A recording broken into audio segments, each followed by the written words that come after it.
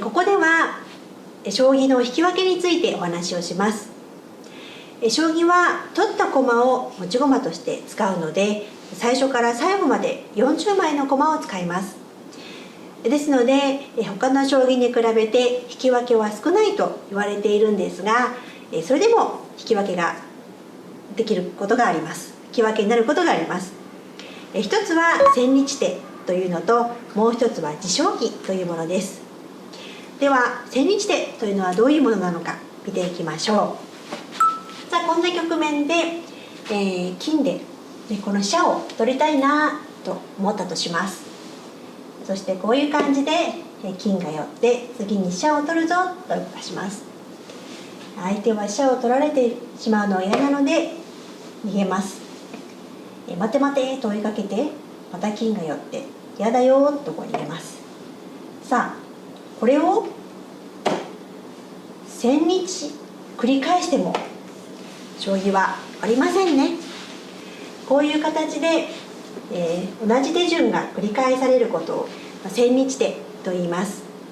少し難しい用語では同一局面が4回現れたら千日手成立ということになります。その時は先手と後手を入れ替えてもう一局指すというルールがあります。次に持将棋というルールです。持将棋というのは将棋を覚えたての方にはあまり現れないので、詳しい説明は省くのですが、例えば、自分の玉と相手の、玉がいる時に、戦いの中で自分の玉が相手の陣地に入ってしまうことを、入玉というんですが、お互い入玉してもうどちらの王様も捕まえられないといったことになった時には引き分けになります。ですので、ただ持将棋に関しては少し難しいルールも細かい規定もあるのですが、今日この2巻では、そういった持将棋があるということだけを覚えてもらえたらと思います。次にこの局面です。こんな局面、馬で王手がかかっていますね。王手がかかっているので相手が逃げます。王手とまた王手をします。逃げます。王手をします。さあ、この繰り返しがあった場合はどうなるでしょうか。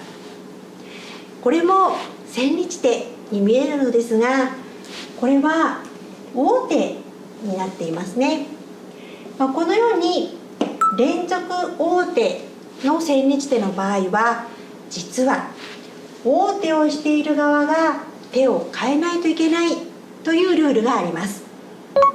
ですので、この連続王手の時は王手をしている方が手を変えないといけないというのは千日手とは別に覚えてください。今日は千日手、そして持将棋、連続王手の千日手のお話をしました。